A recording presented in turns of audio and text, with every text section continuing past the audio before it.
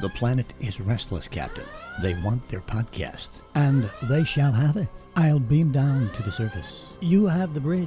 Captain, that is illogical. These are Trek fans. They will challenge and dissect your knowledge with great emotion. It is a mission fraught with danger, peril, and grave risk. Suggestions? Send in the red shirts.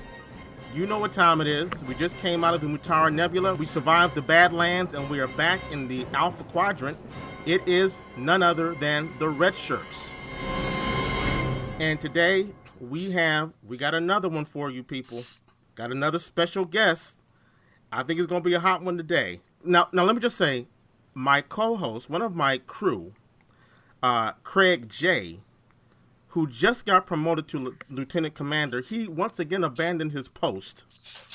He traveled. He's currently traveled back to South Africa, his where he was born and grew up, to visit family. So I'm not too mad at him. We had to turn the USS Internet around and go back to Earth and drop him off. But he should be back for the next show. But we got someone in his place that, it's going to be good. It's going to be really good. But before we get to that, I want to introduce, it's only the three of us on this ship, so I had to put this guy into engineering. And that would be none other than Big Sexy. How are you, sir?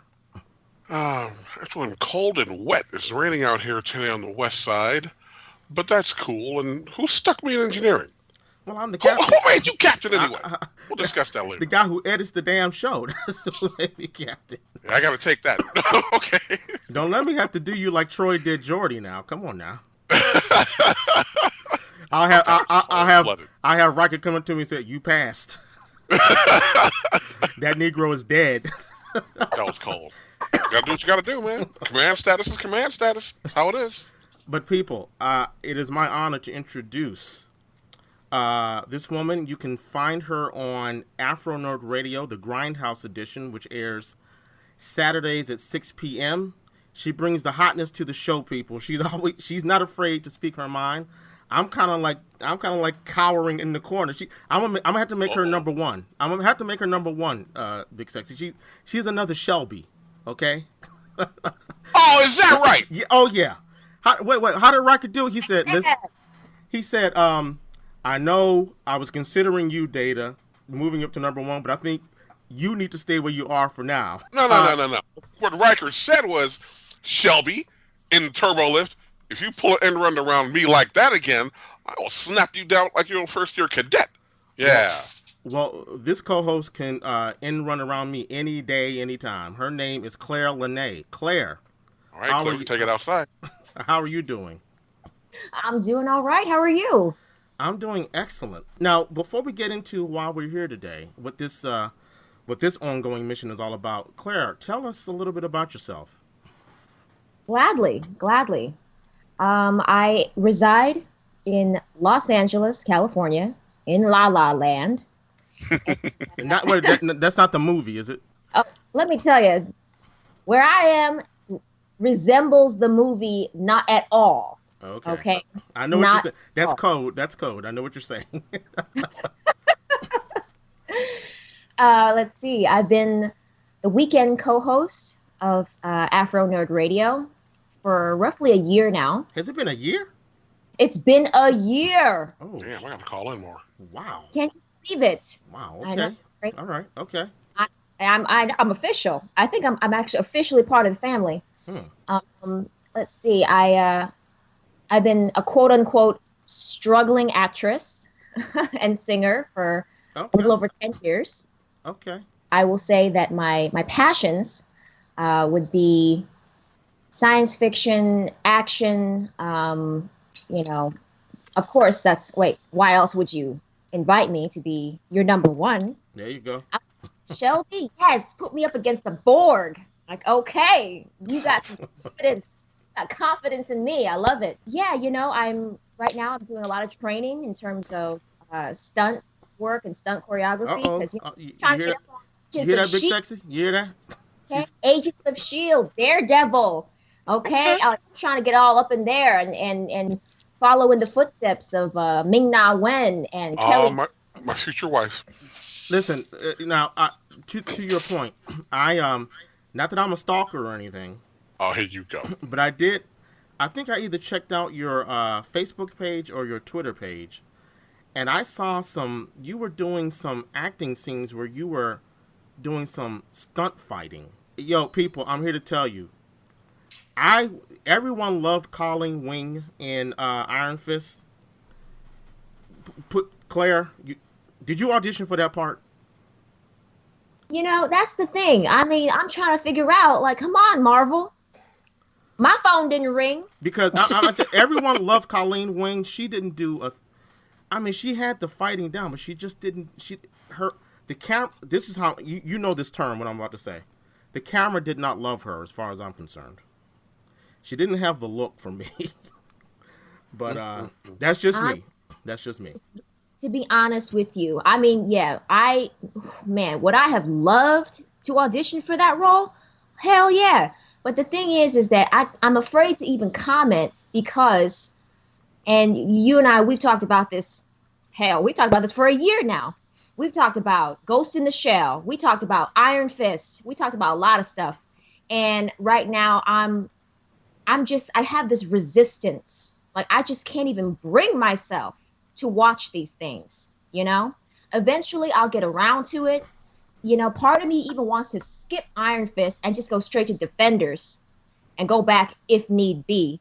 I'm not sure if I can make myself watch 13 hours of a show that, for all intents and purposes, doesn't seem that interesting.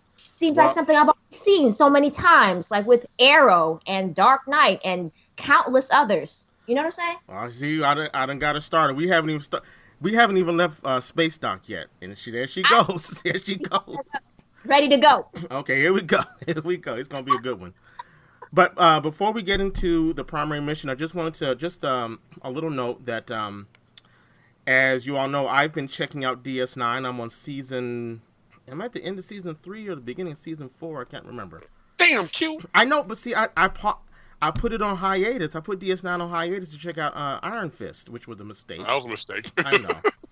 And I might have to put it on hiatus again to check out Agents of S.H.I.E.L.D. because I'm hearing nothing but good things about the LMD storyline. But as long as McNaugh's still there, I'm good. Yeah, she's bad, man. But that's my boo. But I'm seeing promos that Voyager, Star Trek Voyager, which was an excellent Star Trek series, is now airing on BBC America. Now, you didn't know that? I did not know that. Has it been airing for quite a while? Yeah, man, several months. Okay, so I'll be deleting this portion of the of the chat. No, I wasn't aware of that. Now, I have Netflix, so I checked out all of Voyager on Netflix, and I'm watching DS9 on that too. But so if you don't have Netflix, you can check it out on BBC America. I know they were airing TNG because I used to watch TNG because it used to come on all the time on BBC America. But I kind of cut the cord, as they say, so I don't have BBC America anymore. So thank God for Netflix. But okay, enough of that. Let's all hands on deck. We are now going to embark on this mission, and it's a special one today because we got not a lot of news about Discovery, the series that I'm hoping actually is going to take place. But we learned some information about Sonequa Martin Green's character. I got to thinking that we've got two strong actresses. I don't know how they're going to do the characters now, but we got two badass actresses, Sonequa Martin Green and Michelle Yeoh, on this new Star Trek series. So I just wanted to do kind of like an analysis of the women of Star Trek and kind of see how they evolve from the original series to at least up to Voyager. And we could touch on the movies. We can touch on the Kelvin universe. I don't want to touch that. I don't want to touch it too much. I don't want to touch that universe too much. But let's just kick it off. So last week or a couple weeks ago, we found out the name of Sonequa Martin Green's character. Now, Sonequa is playing the first officer of the USS Discovery. And as we know, we did a show about this, last month? Where we were contemplating how is it possible that this show is going to be told from the perspective of the first officer, number one. This will be the first show that doesn't take the POV of the captain. And it's going to be very interesting to see how that's done. But what we learned was that, and this is very interesting, we got the name, kind of like the Seinfeld Cosmo Kramer surprise. We got the name of Sonequa's character, and it is Michael Burnham. Yes, let me repeat that. Michael Burnham, not Michelle. Michael. Now, I don't know what kind of Freudian bullshit these writers are dealing with naming the female number one a masculine name. My registered name is Michael Jones, so I'm flattered, but I mean, what do you guys think about this? It's an odd. It's like they're going left. Once again, no, first we I got disagree. the Klingons that don't look like Klingons. Now we got Klingons are jacked up. We got this woman with a masculine name. Help me out with that, somebody. Well, Mike, first of all, I hate to be the one to inform you of this, but the name Michael is not exclusively masculine. I can think of two women right now off the top of my head. The actress Michael Learned, who used to star in a show called Nurse The on Waltons. CBS back in the 80s, and Waltons. on the Waltons. Yeah, I know. And the bassist for the Bangles, Michael Steele. And there's also Michael Michelle, the fine Oh, I forgot about her. She is fine. actress. I couldn't tell you what she's been in, but it don't matter. So there are some Michaels out there who are definitely XX chromosome, man. It's not exclusive. It's cool. No, I understand, but I'm speaking traditionally. It is not a traditional female name. I mean, there are a lot of men named Kim out there. Kim Coates comes to mind. We talked about him ironically in another show. He did a guest spot on Entourage. He was in The Wretched Battlefield Earth. He's done a lot of other stuff. But yeah, you can name a female or a male anything you want to, but it's not a traditional female name. Claire, what's your take on that? Basically the same reaction as you. I mean, I know that you mentioned Michael Michelle, and I thought of her actually because I remember her way back when she for a couple seasons she was on ER. That's right. And yes, she is gorgeous. You're right. It's an interesting choice. It's an interesting choice to give your lead female character a prototypically, male given name. I don't know if they're gonna, go into that, if they're gonna talk about that in the commentary. I imagine it being a situation in which, because it's so specifically going to be the first officer's point of view, as opposed to the captain, I'm imagining a lot of voiceover for some reason. I could be wrong. I could be wrong, No, that's interesting. We never, because we spent a whole show trying to discuss how are they going to do this, and I never thought that's an interesting take. Because it's not where your mind isn't necessarily going to go to, and so it's not a given. It's not a given in terms of how the story unfolds or whose perspective is being given. So I kind of imagine it almost like we're, remember how some of the episodes here and there, like Data's Day, Mm-hmm. I imagine it. Oh, I see. You mean having the perspective be from a character other than the captain? Exactly. Where Right. we are following this character around in the day-to-day and kind of, seeing how she interacts, how she performs her tasks, how things go about, on the Discovery. But perhaps, I could be completely off base here, but for some reason, I just imagine that to be the case because just naturally, we would assume that we're being led about by the commanding officer, the captain. And since we're not, I feel as though some sort of, explanation has to go in terms of why we're following the first officer instead. I'm not even sure if she's a commander. I think that she's like lieutenant commander. That's correct. I believe you're right. Yes. Exactly. There's just, I feel, a couple of details that might need to be filled in. And for some reason, I don't always agree with this as the strongest choice to delineate character development or plot. But for some reason, I feel like they might go the voiceover route. Well, let me ask both of you. Well, let me start with Big Sexy. Do you think that, okay, we talked about many times that the show, now we're all Trek fans here. The show is starting off from behind the 8 ball in that it's been delayed 2 times, at least twice. Some of the set photos have not been all that hype inducing, let's say. Do you think that this name, Michael, for the main character who is female, and I love that, but then the masculine name for a female lead character, do you think that will serve to even further alienate the audience? I don't think so. I think it's much ado about nothing. But furthermore, in today's climate, where I'm going to tread very carefully here, where a lot of issues of gender identity are in the forefront, I think the producers at some point or at some level think they're being progressive by doing that with the female lead character's name. And I'm okay with that. Again, the name Michael for a female is not unprecedented. So if they're trying to be current by making that choice, cool, let's go with it. Well, but at the end of the day, I don't think it's really going to impact her performance. I don't think there'll be an episode where someone rolls up on her. What kind of name was Michael for a woman anyway? No, I don't see that happening.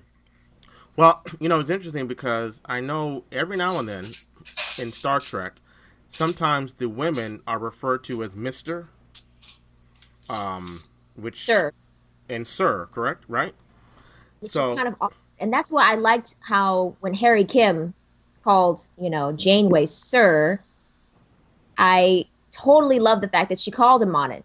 Like, no, I'm not a sir. I don't remember that episode. I remember that. Yeah, early on. Okay. I think it was Okay. like straight out the gate, the 2-hour pilot. Oh, was it the pilot? That pilot was not one of my favorites, so I kind of repressed that, I guess. Oh, damn, Q. Well, we're not going to get into that. But, the other thing is having that same first name, Michael, I do know that it is, well, as most of a lot of the names that we have in Western society, it is Hebrew or Hebrew derivative, Mikhael, which means one who is like God. So I wonder if that plays a part in that. Who knows? I just wanted to share my knowledge. I am like God. Well, we're all like God. Okay. Anyway. Anthropological and whatnot. Damn, Q. Oh, and I forgot. We are recording this on Easter Sunday, so I want to thank my crew for not taking any Easter vacation plans and embarking on this mission with me. But I have no doubt that Sonequa Martin Green is going to put it down on the show. I mean, if you are a fan of Walking Dead, you know what Sonequa is capable of. Even she did a guest stint on a show that I watched called New Girl. I don't know if either of you know the show. I know you know it, Big Sexy, because we talked about it when Prince was on the show once. Yeah. She did a guest stint on that show, and she didn't play a badass per se, but she was a formidable character. Now, I just want to throw this out there. This is anecdotal. When they first introduced the coming of this show, Discovery, one of the first actors that they announced was going to be in the show was Michelle Yeoh. And I was like, oh, I'm hyped for this. Because I remember Michelle. I know she's done tons of work. What I remember her for most is Tomorrow Never Dies, where she was kicking more ass than James Bond. This was when Pierce Brosnan was in the role. And most famously for Crouching Tiger, Hidden Dragon, an amazing film. So I was like, okay, you got Michelle Yeoh as a captain. You got the female captain. You got a little diversity there. Now her name is, I don't know if this is her first or last name, Giorgio. That's how I'm pronouncing it. And she is the captain of the starship Shenzhou. So I love the fact that we're getting something different. Now I thought she was going to be the lead character, But then it came out that she was not the main character, and I was a little disappointed. Same here. Yeah, I was like, okay, well, we don't see, this will be the first time, because Star Trek is known for a lot of firsts.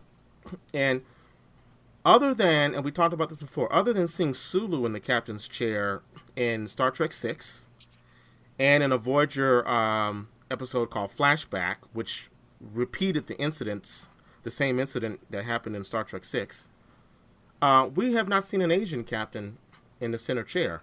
So I thought that was going to be cool, and it was going to be cool to see a female again as well. So it was a little disappointing to find out that, and his name escapes me now, Malfoy. Help me out, Big Sexy. What's his name? The actor's name? I can't. Isaacs. Jason Isaacs, I believe. No, not Oscar Isaacs. Yes. No, it's Jason Isaacs. Jason Isaacs, yes. He's playing Captain Lorca. And Sonequa, who is a woman of color, she's going to be number one. But it's going to be told through her perspective. But I really do hope they manage to... I would rather see Michelle Yeoh as a crew member on the Discovery, so we see more of her. I mean, I hope she's not relegated to just a every now and then character. What's your take on that, guys? That was my concern, absolutely. As soon as I heard, because I got so excited, I was like, "Oh my God, you got Michelle Yeoh!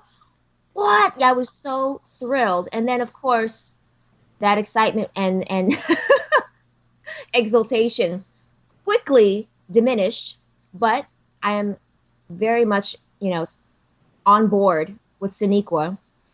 But as soon as I heard that Michelle was a captain of another starship, I immediately rolled my eyes. My first instinct, I'm sorry, I'm very cynical when it comes to Asian representation or the lack thereof in this industry. Right. I'll just...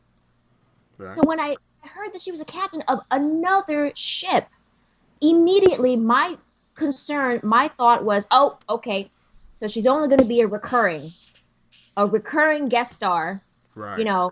Showing up maybe once every couple of episodes.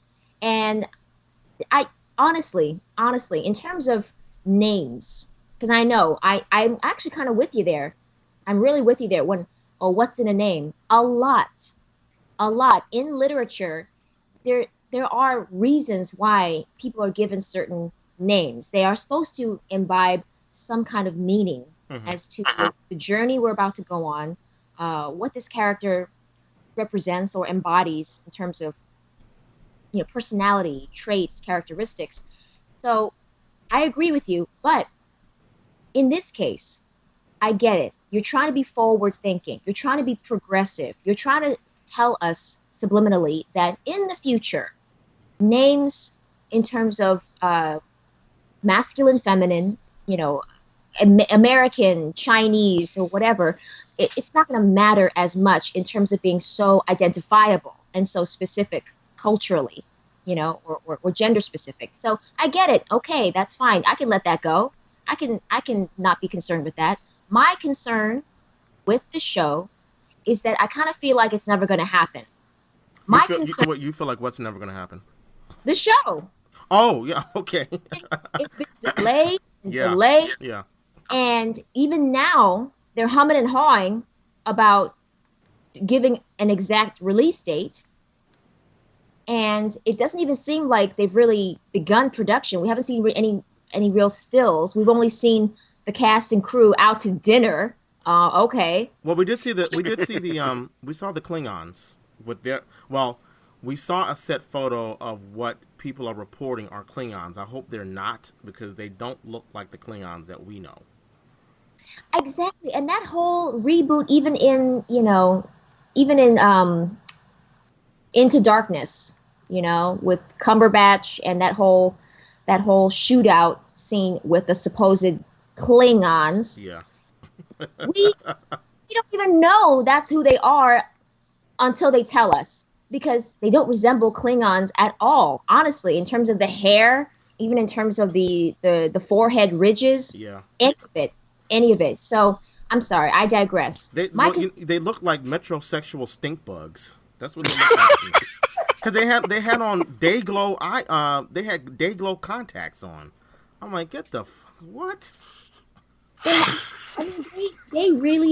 want to try to revamp, reboot.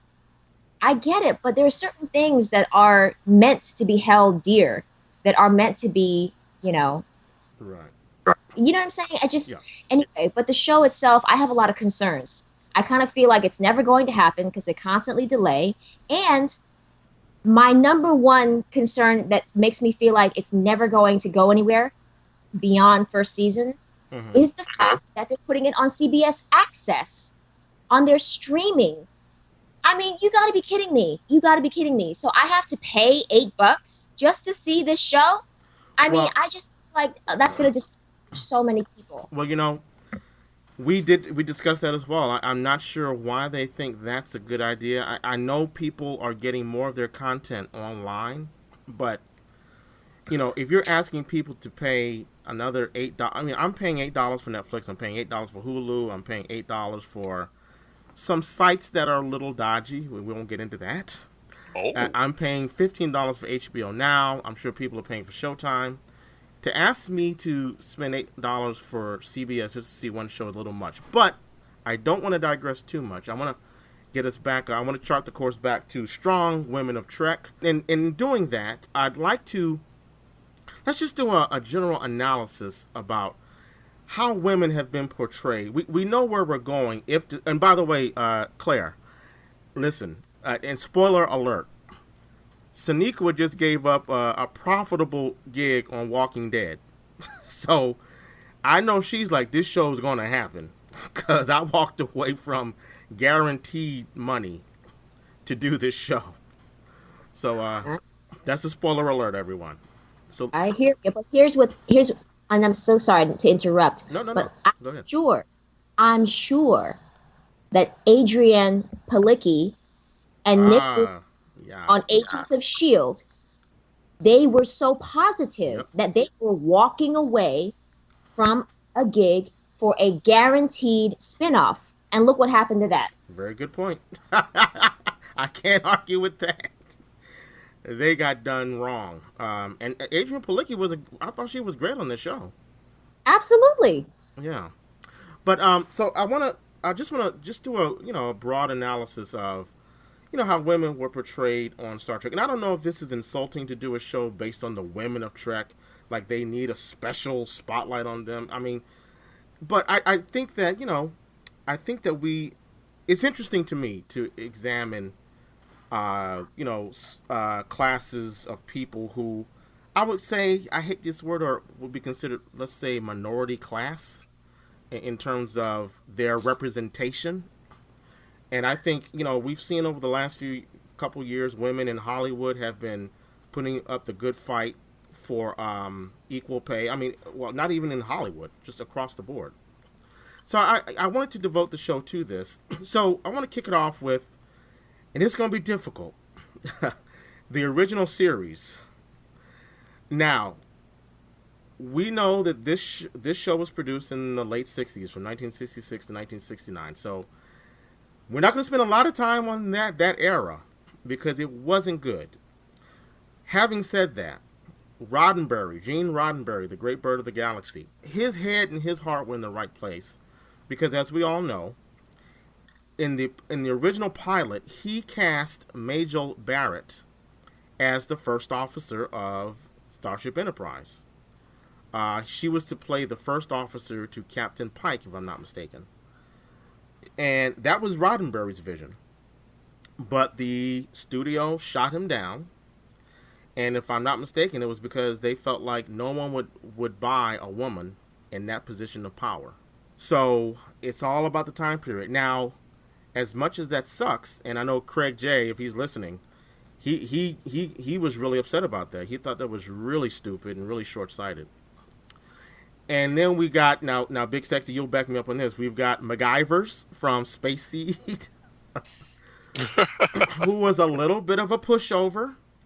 You get a guy with a strong-looking chest come onto your starship, and all of a sudden you're willing to Just forego your years of service to Captain Kirk. And commit treason. Yeah. But we did get Uhura. Now, I don't remember. See, this is, I should have, this is horrible.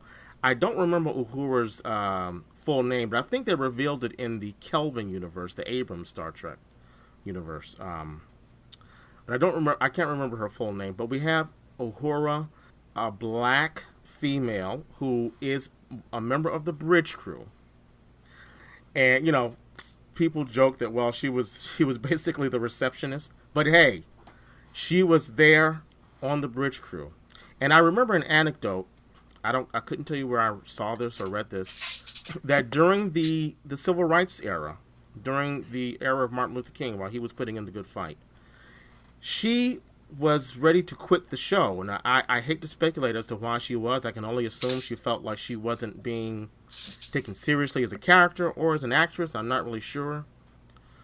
But she met with Martin Luther King, and he insisted that she had to go back to that show because she was such a role model for young black women. She was one of the few on network TV to have to give black women a platform. And There was her and there was Julia. Pretty much it back then. Right, exactly.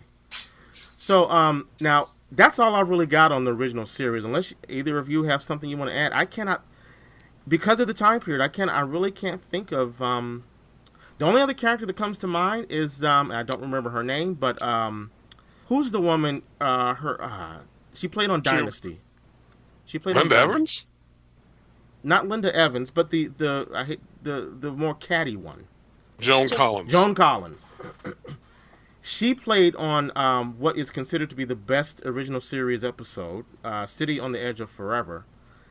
And I have to rewatch that episode, but she was one of the characters that Kirk fell hard for in love.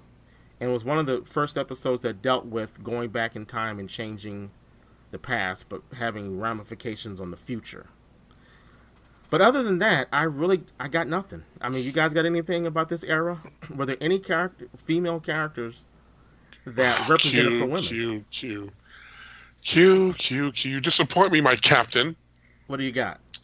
Well, first of all, the obvious choices for discussion from the original series are Nurse Chapel. Okay, she was running around, and she was just not, there to hang with McCoy. They had her character, hint around the involvement with Spock, and they rekindled that in the animated series. There was also Yeoman Rand, who was there for eye candy. We all know this, in the first season, and they didn't want Kirk tied down, or to appear to be tied down, so they got rid of her. But also in that, well, see, there you go. They got rid of. You got a nurse, and you said they got rid of Yeoman Rand. I will admit, I forgot about that character. I did forget about her. But the thing is, all three women who were on that show, Uhura, Rand, and Nurse Chapel, were kind of up against, the waterfall here, because look at, and again, I'm a child of the 60s. So you have the women in the go-go boots and the little short skirts. Come on, man. You can't treat women like that. Guys, you wear this. Ladies, skimp it up. No, that's bull. And that translated to the first season, actually the pilot of Next Generation of Encounter at Farpoint. They had a couple of guys in a short uniform like that. And I'm looking at them like, fellas, really? Yeah, that's not how you equal out the balance. That's not how. That is not how you equalize things. No. That's what I'm saying. They're trying. They've always tried to be progressive. So in this case, it's about the name. It's about the character. Her name is Michael. In TNG, the opening pilot. Okay, let's have some men in dresses. Like they've always tried. They've always tried to be progressive and forward-thinking and outside the box, and in any sort of unconventional format in which to tell the audience that this is the future. This is not our time. Things are going to be different. Right. But did that work for you, Claire? Did that work for you, though? Seeing men in skirts? Of course not. But I don't want to see any of them. I don't want to see women or men walking around in skirts. Okay. I can see that. any of that. Now, correct me if I'm wrong. In the Kelvin universe, we're going to talk about that as little as possible. But wasn't Uhura in another skirt? Wasn't Saldana in a skirt as well? Couldn't tell you. Of course, but here's the thing. It wasn't until the third film that they decided to give her a, well, quote unquote, proper uniform. Because if you notice in the 2009 film, and then in the sequel, Into Darkness, she's wearing the dress, but it's short sleeved. And the thing is that back in, original series, unlike TNG, where your rank insignia are the pips on your neck, on your collar. Right. Original series, your rank insignia is on your sleeve. Oh, that's right. Remember? So it's kind of weird that for Saldana's character, she had no sleeves. So it wasn't until the third film that actually gave her a proper uniform that indicates her rank. Well, I'm not a big fan of Saldana anyway, so yeah. No, I'm joking. Damn. I'm not a big fan. What you said about Roddenberry, yes, I will agree with you that I believe that the reverence that we've given this man over the course of 50 years of Trek is well deserved. Yes, I do believe that. I do believe he was a visionary. And for him to want to have put his future or current, I don't remember if they were married at the time, but his future wife, Mae Jemison, as the first officer, that is forward thinking. But unfortunately, a product of the time. It is very much a product of the time. And he was, notoriously a flirt. So again, everything is just, you have to forgive certain things. You have to forgive the fact that the skirts were so short that you saw their panties, like every time they sat down. I don't know. I'm sorry. I choked up here. I'm sorry. Bright red panties. Yeah. Okay, Claire, stop saying panties, please. because you're right, but like Afronerd says, the reptilian side. Okay, but no, you're right. You're right. The thing is that yes, everything is a negotiation. Everything in life is a negotiation. So, okay, you don't want me to have a female commanding officer? Well, then at least allow me to have a female of color on the bridge. So yes, that was huge. I do remember that story, and I do fully support the fact that she might have felt out of place. Perhaps she felt that she wasn't being given the same respect. Perhaps she felt uncomfortable being in a room full of, mostly white men. For whatever reason, she wanted to leave the show. Aren't we all so thankful that she didn't? That someone reminded her, someone in a very notable position of power and influence reminded her how important a role she is playing in the representation of a Black woman who is intelligent, who is contributing to, this mission, she is the reason why we had a Black female astronaut. That's a good point. In that episode of TNG. That's a good point. She's the reason why Whoopi Goldberg wanted to be on TNG. It's so powerful having an image as a child or in general that tells you that yes, it is possible for someone who looks like me to do something of importance and of value and to contribute to society. So I love that story. And because of that story, I can forgive the sexism. I can forgive the short, skimpy skirts, because of how much of a legacy, having her on there, has left us, That's exactly right. And you referenced Mae Jemison, who appeared on an episode, either second season, I want to say, I believe. And just as a side note, I had an opportunity to do a job with her, videotaping a seminar she was a part of. And let's just say that it was an example of you don't want to meet your heroes. Let's just put it that way. Damn, Q. Yeah. I call I respect the hell out of her, but sometimes you don't want to meet your heroes. Anyway.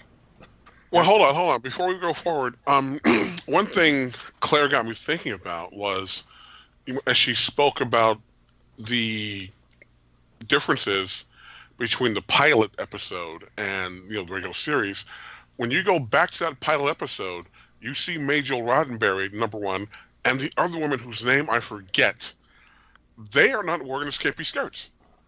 They are dressed just like the guys out there on the planet surface handling business. Interesting.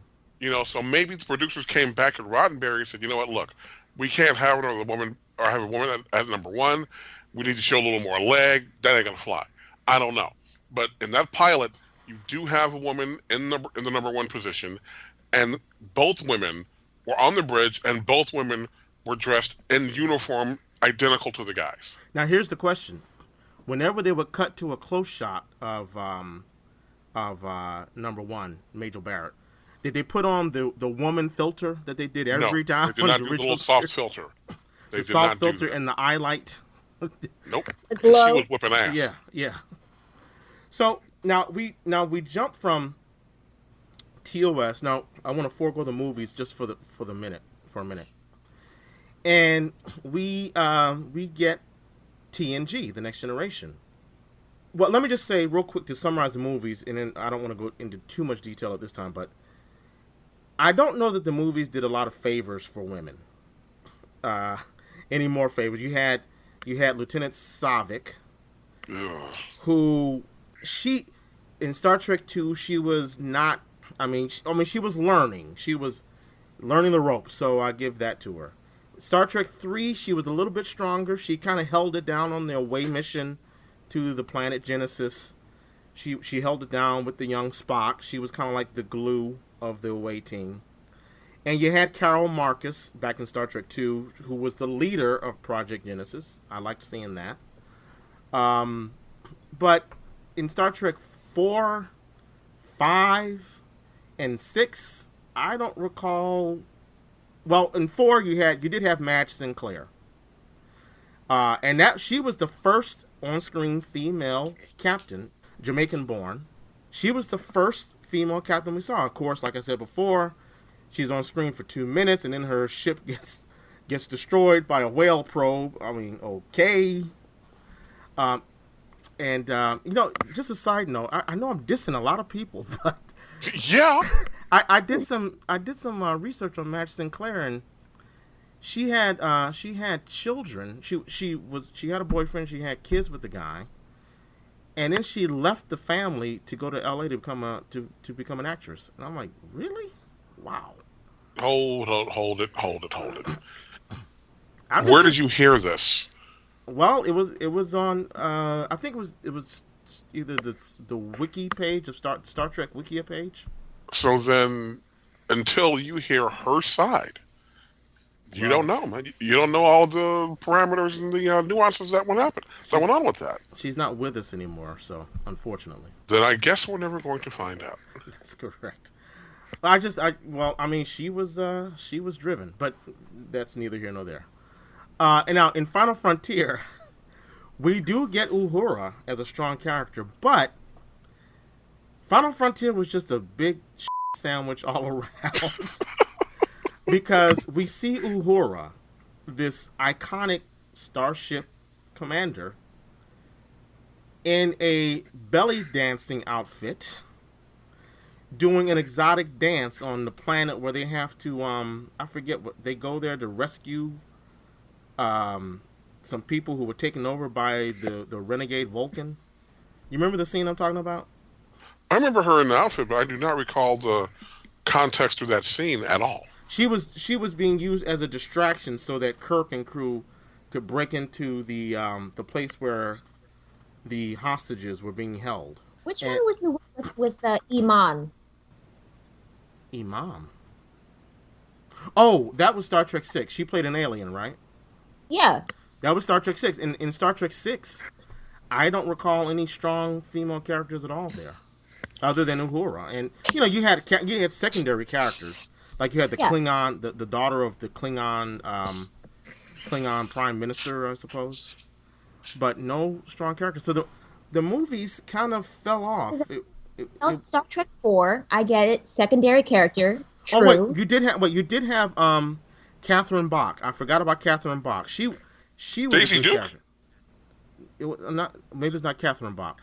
She played. She was on Seventh Heaven. Yes. I can't remember her last name.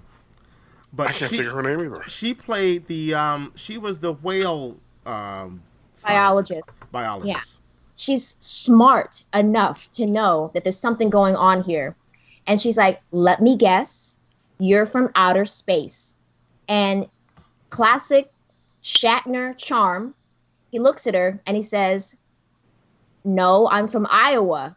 I only work in outer space." Wow, nice. And the actress's name is Catherine Hicks. She played Dr. Jillian Taylor. Now, here's an interesting tidbit, since we're talking about strong women. Apparently, Majel Barrett was originally supposed to be in Star Trek 4 as Christine Chapel. But, and I'm reading from Wikipedia, many of her scenes were omitted in the final cut, angering the actress. Her final role in the film consists of one line of dialogue and a reaction shot. But like I say, the movies, I don't know. I think the women overall, the strong female presence kind of took a step back throughout the 6 iterations of the original series. But then we move into The Next Generation, which that show, I think Star Trek V was in theaters when that show first came out, was released. I could be wrong about that. But, man, I got to tell you, I think the women took a bold leap forward in Next Generation. And Next Generation is probably my favorite version of Star Trek because it dealt with, you had the action, you had sci-fi, but it managed to make some of the social, political issues of the day. They kind of did the old rip from the headlines with Star Trek. They covered abortion. They covered gentrification. They covered a lot of issues, racism. They covered a lot of issues, and it was well done, a well written show. And you had Beverly Crusher, smart, resourceful, the chief doctor, medical doctor, who had written numbers of papers for Starfleet Medical. You had, now, I wasn't a big fan of the character, but she was a strong character. You had Deanna Troi, ship's counselor. Now, I don't know if that's a little stereotypical that the ship's counselor is a woman, because women are, are you playing off of that maternal thing with women being, not enablers, but being more, what's the word I'm looking for? Empathic? Empathic, but more, like, when a baby... Nurturing, that's the word. More nurturing. You had Tasha Yar, badass. Unfortunately... The actress, she was on her Shelley Long from Cheers. Thought she was bigger than the show, and they handled her. And then you had Guinan. Is that why they got rid of her? Isn't that why they got rid of Tasha Yar? I thought she volunteered to leave after season, was it 2? 1 or 2, when, the producer said, look, somebody's got to go. And she's like, okay, well, I'll go. Because she felt that her and Worf's characters were too similar. Which they kind of were. Why did I think she was a problem on the set? I don't know if I heard that she was a problem. Yeah, I never heard that. In fact, that's why they brought her back several times. I did hear that she, she just felt like it was time to leave. Because I know it was her choice, that she didn't want to stay. In fact, she requested to end her contract early. Why would she do that after only two seasons? Yeah, she didn't even finish out. She didn't even finish out that season. She was just out of there. But it was just too bad because, that's the beauty of Trek. I mean, for me, I know personally, seeing women in these positions of power between TNG, DS9, Voyager, it's so powerful to see a woman as a chief of security, as chief medical officer, as an engineer, as a captain. That's I mean, right, this yeah. is powerful. And it kind of made you wonder if there was animosity the way they killed her off. It made you wonder. That seemed like they just cobbled that script together. There was no, what was the character, the evil oil slick? I can't remember its name. But I mean, how long did it take to come up with that? And it hasn't been heard from since. I know, right? It was, and they said it was just pure malevolent evil that was stuck on the planet. I mean, lame writing to get rid of a character. But I have to say, I just didn't think, and I can't remember the actress's name, but the actress playing her, Denise Crosby. Denise Crosby, and she did a documentary called Shrekkies, I believe. She did two of them. I didn't think she gelled well with the cast either. I didn't find her that strong an actress, to be honest. I have to be honest. I had no problem. Now, I will say, I thought Worf made a far better security chief.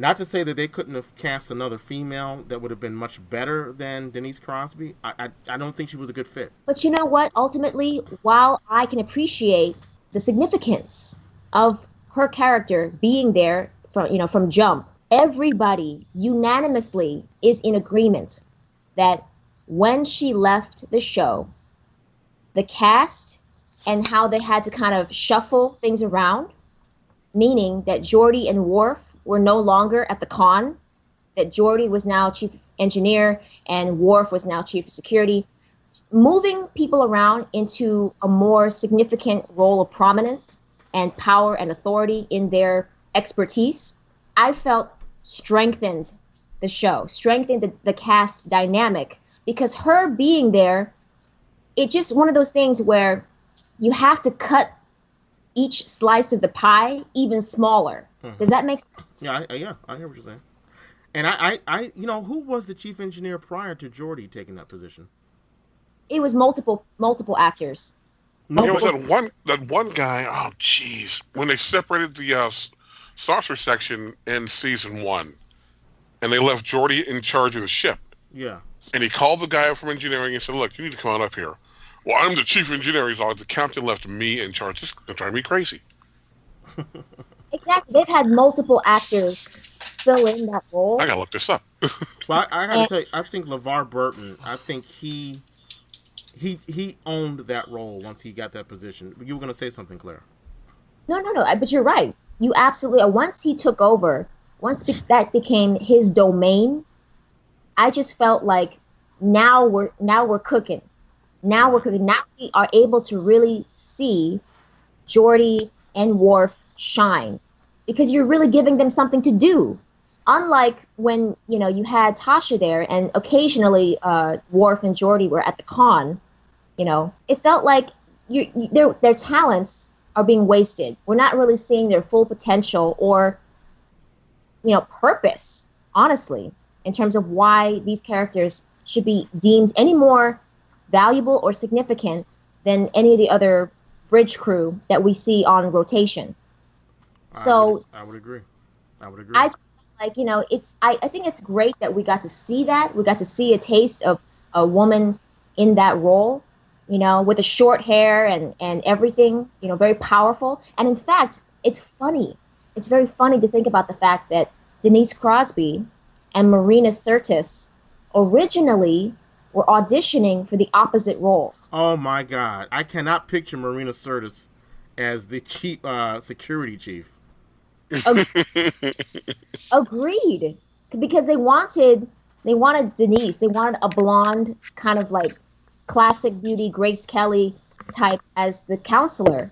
But then once they auditioned these women, they realized that this doesn't fit the energy or the tone of what these characters, represent. So I was laughing when I thought about that, when I heard it on the behind the scenes Blu-ray, which I must say, for any of you hardcore TNG fans, the Blu-ray box set is absolutely a worthy investment. There's so much archival footage interviews. Claire, I don't have the money. Don't make me go out and pull out my plastic again. I can't. Don't tell me anymore. I don't want to hear no more. You telling me are you telling me there are like deleted scenes and bonus stuff on the Blu-ray box set? Oh, tons. Oh God. And tons of in-depth interviews with the writers. It just gives you so much insight. And especially for me, I have such an appreciation for writers. I was watching their roundtable discussion, and I realized, doing the math, that they were just kids. A lot of these guys were just kids when they were writing, 27 episodes a season. Wow. They were barely 26 years old.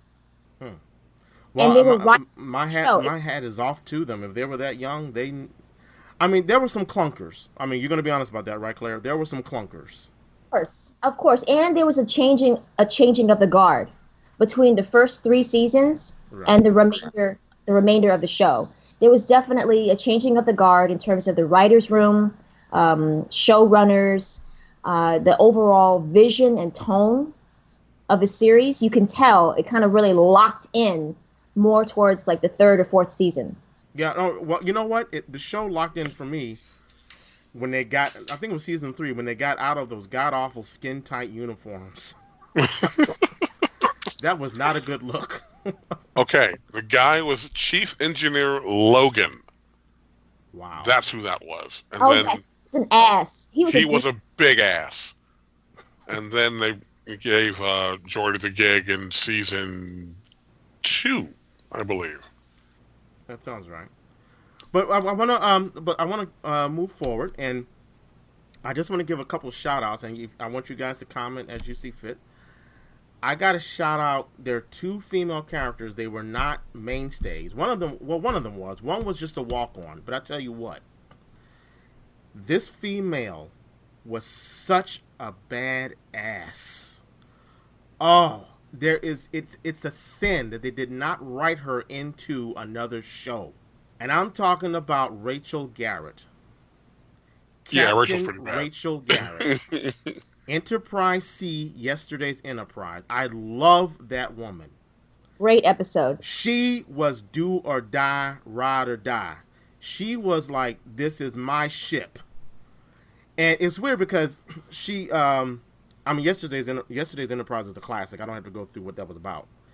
But it was funny because they were wearing uniforms without the cowl neck, which was weird. I hated those. It was weird. I hated those. Ugh. But I just want to give her a shout out. And my second favorite non-main lead female character. This woman was bad. You can't say the other word that goes with that. But I know what you're going to say. Go ahead. Ensign motherfucking Rowe. There it is. That's my girl. Ensign Rowe. She wasn't having it. Michelle Forbes. She was McKee, right? Yes, she was Bajoran.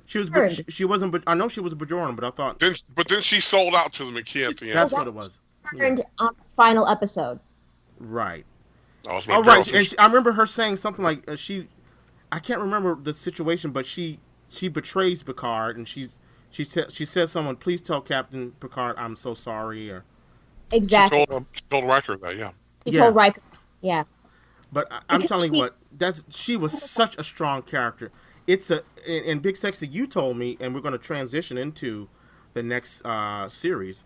You were the one to inform me that she was supposed to play the Nerys. She was supposed to be Major Kira. Major Kira. It was going to be Major Rowe. It was going to be Rowe, yeah, but she didn't want to do it. Why not? I cannot tell you. Maybe she didn't want to be typecast in that universe. I don't know, but she passed. Now, Nerys, or what is her name? Nana Visitor did a great job with that character, but the idea of Rowe on that would have been amazing because she wasn't having any of it. I could so see, but you know what? I'm dissing people left and right. Here we go again. But Cisco, my man, that's my brother right there. But he couldn't have stood up to Rowe. Rowe would have had his balls in a vice. Agreed. Oh my God. He had a lovely picture. Okay. I mean, Ro, nobody's with Ro. Come on now. I wish she would have been in one of the movies at least. Such a strong character, one of the strongest female characters, I'm gonna say, of the whole franchise. I remember that episode that she did with Geordi when they were in a different phase. Yes. Oh yes, the next phase. Yes. The next phase. You know, just even listening to the interviews, you could tell LeVar Burton was like, wow, I gotta up level my game. Oh, you know it. to keep up with her, because her energy is so intimidating. Yes. And it is so powerful. I mean, it's one of those things where every other actor around her has to step up. Otherwise, you will be steamrolled. Yeah. You know, for sure. I loved her. I absolutely loved her. And I was surprised and disappointed as well when I found out that she didn't want to take on that, that major role in DS9. But I get it. I understand. Some actors are terrified of getting locked into an ongoing universe, Yeah, but then, actors know that the universe of which we speak is very much a family. That's why you see the same actors over and over and over, constantly working, like Robert Picardo. Right. Well, that's the thing. Okay, I can understand her not wanting to be typecast, but what has she done? The only other thing I know she's done, she appeared in an episode of Seinfeld, and she was just as intense as Ensign Ro in that episode of Seinfeld. But other than that, what has she done? She was in the show The Killing. The Killing. Yes, she was great in that. Great. Yeah. Okay. Drama. A lot of drama. Was that an HBO show? HBO show? The Killing was no. Killing was, I think, AMC. Okay. Yes, it was AMC. Okay. Come on, get with it. I knew it wasn't a network show. Quick shout out to two actresses. They only did a one-off. They were only guest star of the week, but I will say they made an impact on me in terms of their complexity, their layers, their charm, the fact that they were flawed. And I like that.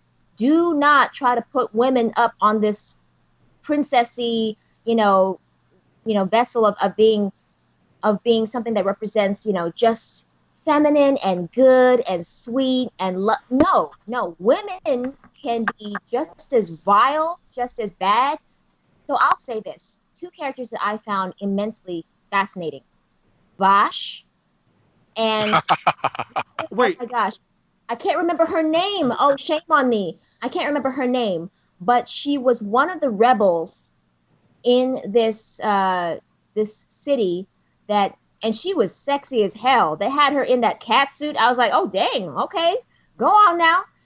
She pretended to be Tasha's sister. Her? Yes. Oh yeah. Okay. I know who you're talking. Oh yeah. What's up? She had that Marky Post early 90s. Yes. I know who you're talking about. I recently saw that. It wasn't a great episode, I don't think, but it wasn't a great episode, but I find those characters to be fascinating. Now Vash, I remember Vash. Who was that?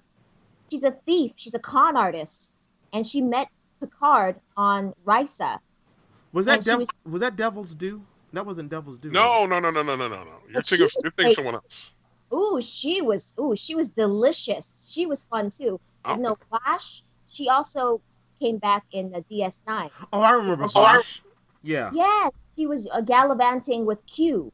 Yeah, I remember Jennifer Hetrick. Yes. I remember her. Yeah, she was fun too. Yeah, she's fun. She's an adventure. She's a thief. She's manipulative. I love that stuff. Love it. Well, now before we leave TNG, there's this website I'm looking at. Screenrant. They do 15 really terrible moments for women in Star Trek, and most of them, as you know, as you would guess, are in the original series. But one of them, I got to give him credit. I don't know what the hell. Well, no, two. There's two of them, guys. And one of them is not even in this. Claire, I want you to take note. Now, the first one is with the character Kamala. Do you remember this episode? It's called The Perfect Mate. Oh my God, Famke Janssen. Famke Janssen. Oh. What the hell was that? Oh, yeah. Well, hey, whoa. What was wrong with that?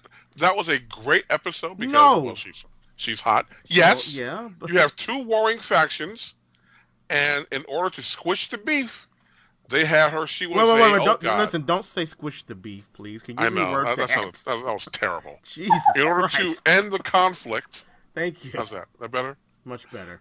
You know, they had her, and she was, I want to say, some type of something morph. I forgot the name of it. A metamorph. Thank you, a metamorph. And she was going to imprint on one of the warring factions' leader and say, look, I am from you, Ulrich Revolt. Let's resolve this. But to be his perfect companion. Exactly. But she ended up, marking up on Picard, which was cool. Which was cool. That and was, come on now. Which was all right.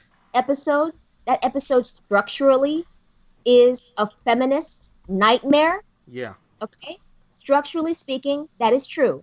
But the reason why that episode holds near and dear to me is because years later, we see Patrick Stewart and Famke Janssen together again on the X-Men. So that's why it holds near and dear to me. And in the episode, I kid you not, when she's trying to explain what she is to Picard and Riker, who's already looking her up and down, she uses the word a mutant. And I was like, oh my God! She says that in the episode? Yes! She does. Yes, she does. Okay. It was shadowing X-Men. It was crazy. It's crazy. But yes, I can see how, because they even address it between an argument. You know how Picard and Beverly, they have breakfast. Right. They have tea. Right. They talk. They're friends, and they've known each other forever. He was there when her husband died, so they were discussing the situation. And Beverly cracked me up. She was so upset. How can you do this? How can you deliver her like a courier to be this gift so that she can exist only to please a man? How can you do that? And he's saying, listen, Beverly, on our world, in our culture, historically, we've done this as well. We've done arranged marriages. We've done that. So we're no better. I mean, it's something that we've also had in our traditions at some point. And she called the old man who, is the ambassador. And she's like, that ambassador of sorts, who's really just, she didn't use the word pimp. Okay. She used the word very similar. And it just cracked me up. Well, now, Claire, I can't wait to hear what you say about this one. Now, this is one of my favorite episodes of TNG. Lessons, Season 6, Episode 19. This episode is Picard sexually harassing or involved in sexual harassment of a female crewmate. And let me just explain. If you remember the episode, Picard falls deeply in love. Oh, yeah. With this woman named, I'm looking this up, Daren. And she's like a exobiologist or something like that. She's a scientist. And he doesn't want, he's forced to send her on a dangerous away mission, and she almost dies. She doesn't die, and at the end of the episode, he says, I'm going to have to transfer you because I can't deal with sending you away on these away missions where you might get killed. I can't live with that. Are you kidding me? So what you're saying is, this woman, who I'm assuming has worked her ass off to get to be posted on the flagship of Starfleet, of the Federation, Captain Picard is saying you got to go because I can't handle your presence here. No, he couldn't handle her presence. He couldn't, handle having her risk her life. No. Are you? No. Listen, she's a woman working for a man who falls in love. They fall in love, but because the man can't handle delegating to her, her career has to suffer. How does her career suffer? She wasn't demoted. No, she was. Let's say you're working for, let's say you're working for the CEO of a company, right? Or let's say you're working for Apple, right? But for whatever reason, you get involved with someone there, higher up, and they can't deal with you.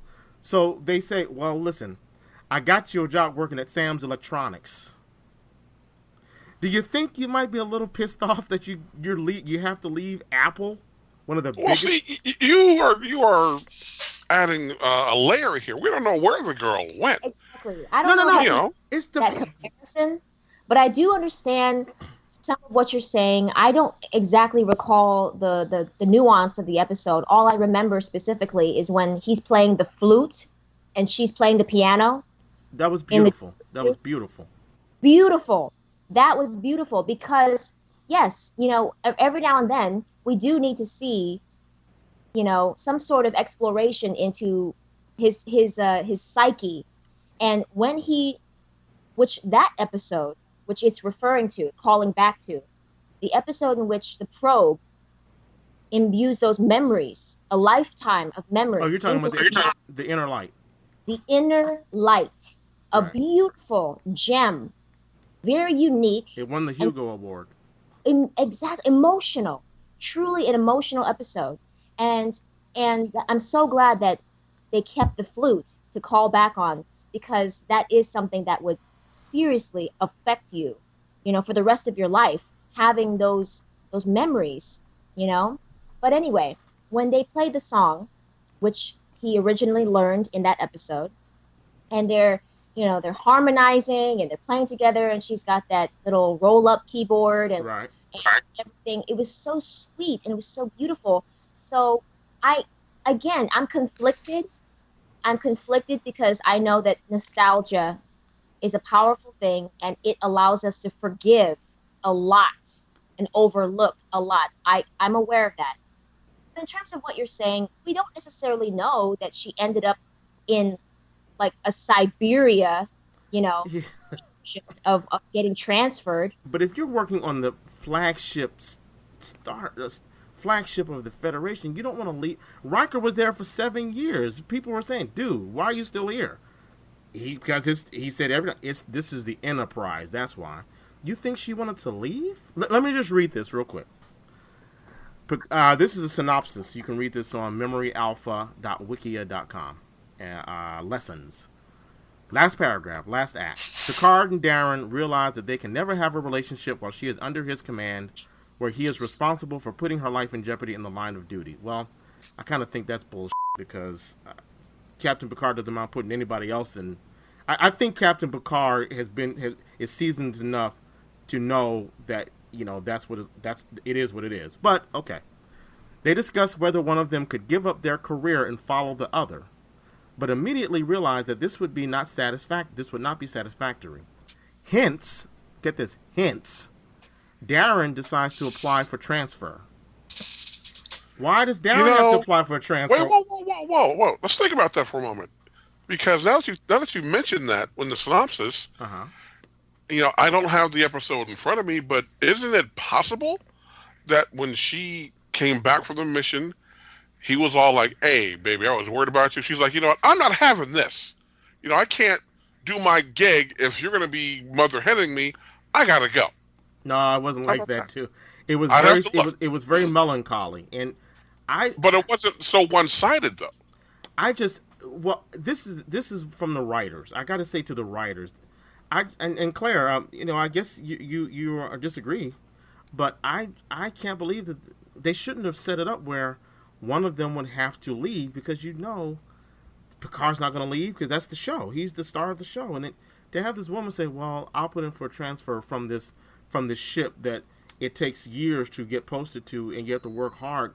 They've established that the Enterprise is the ultimate post. And so for her to say, "I'm just going to leave because I don't want you to be uncomfortable," it's bullshit. At least I think so. How would you have resolved it? I would have done it where maybe she did something foolhardy, which almost got her killed. Because if I remember correctly, it was the surface of the planet was exploding. And maybe she did something foolhardy that almost got her killed. And so the admiral, she gets brought up on, not charges, but she gets demoted for putting the away team in jeopardy. At risk, right. But that calls into question her strength of character as a person, that she would do something reckless. The whole thing is that we need to believe that we understand, okay, we fully understand why Captain Picard fell in love with her. You know? Right. She's intelligent because she's strong. And I love the fact that throughout the series, any of the women that he's had some sort of romantic inclination towards, I love the fact that they're not little girls, okay? That they have been women, okay? Mature, not naive, not a princess, but, you know, someone that, yes, I can see why you would be a little bit put off by the fact that, well, why does she have to leave? Why does she have to sacrifice, you know, this great opportunity just to make him, you know, comfortable? You know, I get it. I get where you're coming from on that, but I can also see why there really isn't a clean break in which to end, you know, the episode. Well, listen, I have to say I'm surprised. I figured I was going to get a diatribe from Claire about that situation. See, Q, once again. Yes, once again. Nostalgia. You know, nostalgia is a powerful thing. I will cop to that. I'll admit that nostalgia does allow us to look back on things with rose petal glasses, and it allows us to overlook or forgive certain things that we would probably be less tolerant of in this day and age. You're right. I will absolutely concede to that. But having been, you know, that be said, it's still, when I think about it, who was it? Maya Angelou that made that beautiful quote. People will not remember what you say or what you do, but they will always remember how you make them feel. Okay. And so I like that. You know, it's just, to me, that episode, it was lovely. It was lovely. And yes, I thought that there were certain elements of The Perfect Mate that I thought were very lovely and charming. Because why? Because I was willing and open-minded enough at the time to listen to the dialogues, listen to the conversation. And yes, they do bring up the other side of the argument at certain points. They have to explore that. But at the same time, you just kind of have to go in knowing that this is a story that's being told, and we might not like necessarily the message it might be giving off. But at the same time, there's the point is that not everything in life is going to be in alignment with your beliefs. And you just kind of have to go along with, like, how do I react to this situation? How would Picard react to this situation? And for me, these are just opportunities in which we get to, like I said, explore his psyche, because he has that loner, you know, position where he can't just run off and get married. And even though it'd be nice for him to settle down and be in a relationship, we know that internally that's just not how he's wired. You know, he's meant to be the loner. But now let me, and we're spending way more time than I planned to, but this is very interesting. Now, if you look at Riker and Troy, Riker goes on to become captain of the Titan. He's married to Troy. It's interesting. He doesn't have the same compunction, because now Troy is a commander at this point, and she is on the Titan. I'm sure she has, I don't know what her position is. I doubt it's, well, I guess, would it still be, you think it's still with ship's counselor? Possibly. I mean, would she really go through all those tests and still stay as a ship's counselor? Although, you know what? In Voyager, she appears in a number of episodes as a counselor. So I guess it's a little different beast there. She's still a counselor. She's not going to be going on violent or dangerous away missions as a counselor, I suppose. But just to move it on, one other thing. Speaking of Troy, there was an episode. It's also one of my favorite episodes, Man of the People. And this is the one where there's a negotiator who has to negotiate between two warring factions on a planet. And what he's a psychic something or other. He is a Betazoid. No. No, he's not a Betazoid. I know that for a fact. Oh, I was talking about. I'm sorry. But he has the ability. He's an empath. He has the ability to dump his negative emotions onto a vessel. Yes. And he does that to Troy.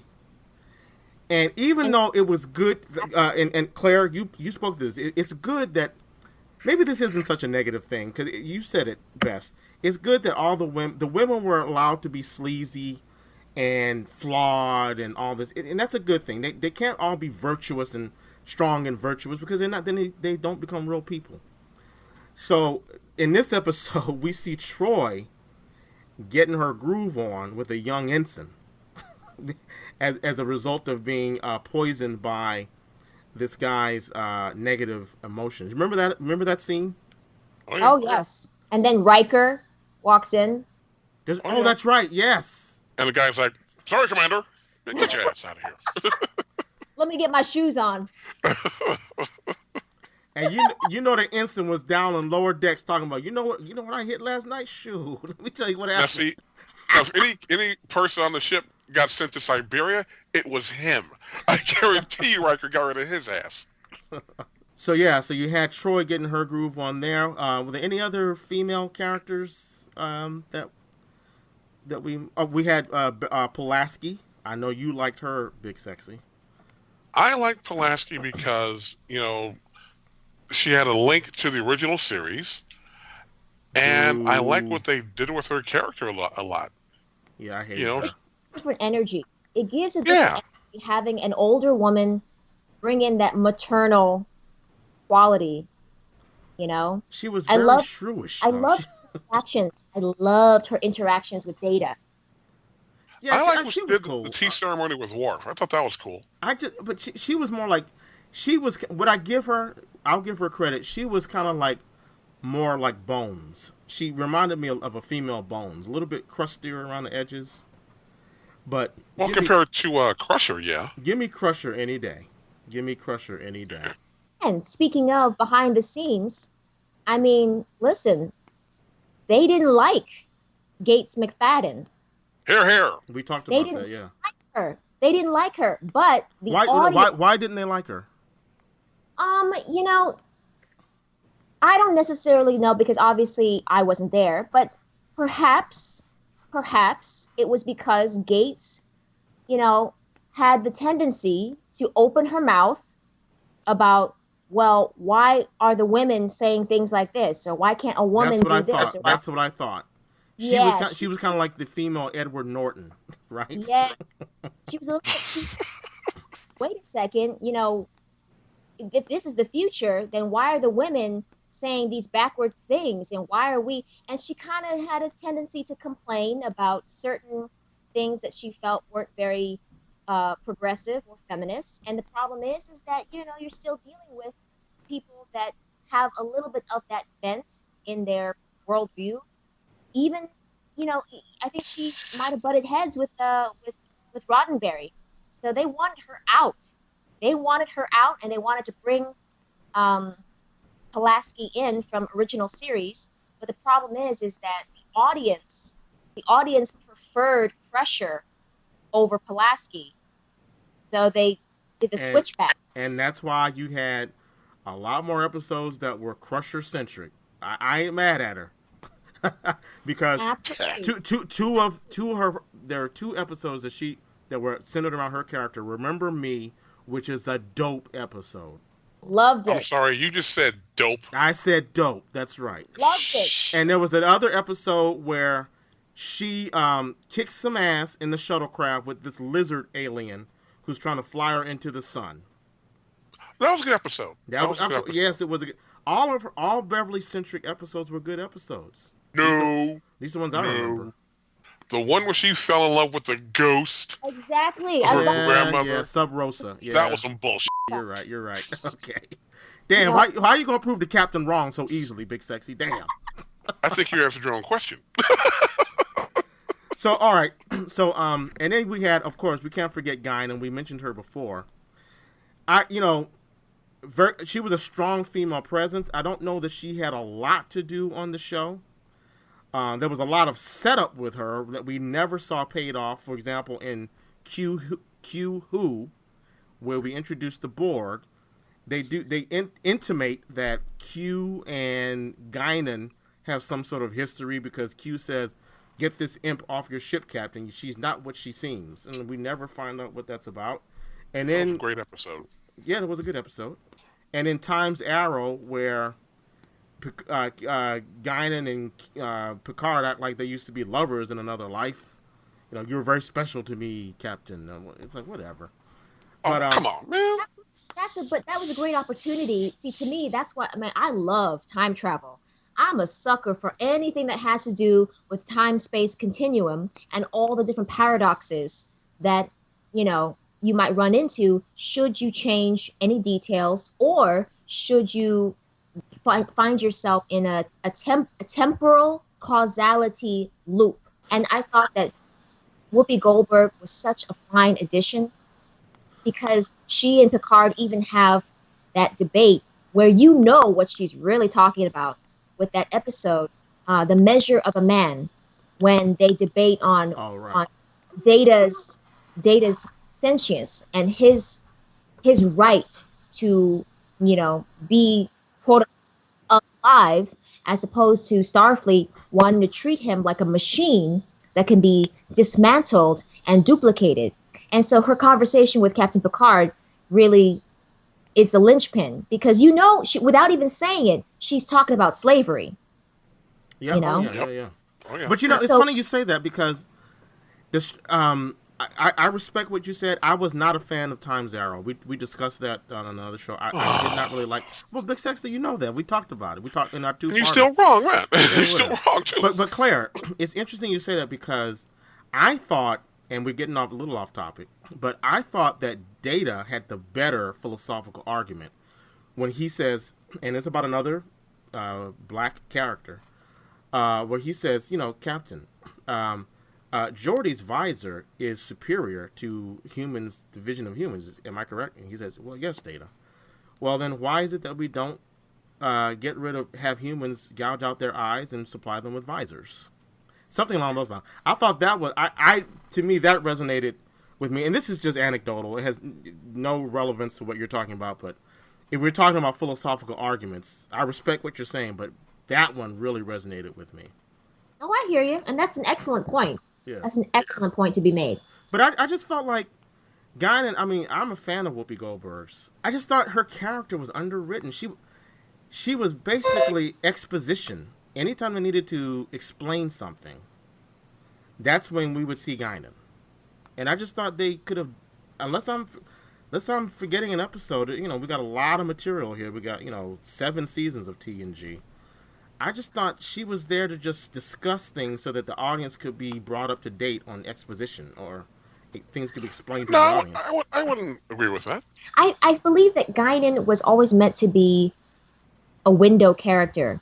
Now, the only problem with that is that it ends up being redundant to the purpose of Troy in terms of getting characters to open up and for us to kind of get into their heads and see where they're at, emotionally, psychologically. But the bartender role is usually meant to be the wise sage. Yeah, that's good. That's a good point. Yeah, you're right. I never thought of it that way. Like the Western. Exactly. Yeah, good point. Exactly. A wise sage there to give you some advice, or to kind of allow you and the audience to examine the situation in from a different perspective. You know? I still would have liked to have seen Guinan kicking some ass every now and then. I agree. There was a moment, there was half a second when the crew, they were succumbing to some sort of force that brought out their aggression. So they started fighting and arguing and Oh yeah. messing up 10 forward. And Guinan, she pulls out the rifle. I seem like I remember that, yeah. Oh yeah. Yeah, so we saw a hint of that. But yes, I agree. Underwritten, underutilized. She let him know. She's like, this is level 1. Would you like this level 2? I do remember that. I don't know. I couldn't tell you the situation, but I remember that line.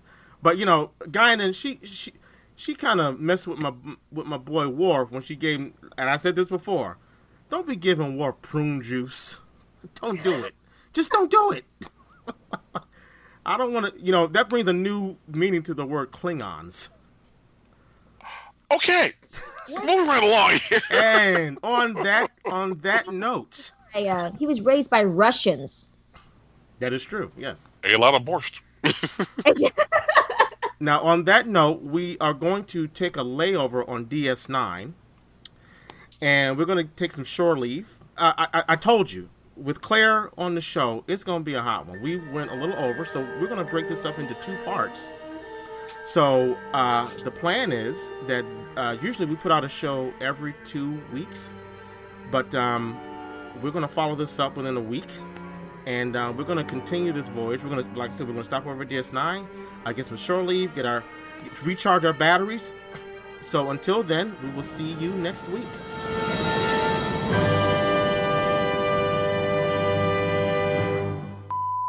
Listen, this was a hell of a journey. I had a great time. Thanks to the both of you. We are out, and we will see you again in another universe. So long. In another universe. Listen. I was just hyped. I had nothing else, man. What do you? All right, we'll redo it. No, don't redo it. Just something to think about. Red Shirts is not endorsed by Paramount Pictures, Viacom, or CBS. It is intended for entertainment and informational purposes only. Star Trek, the Star Trek logo, and all names, pictures, and audio of Star Trek characters are registered trademarks and/or copyrights of their respective trademark and/or copyright holders.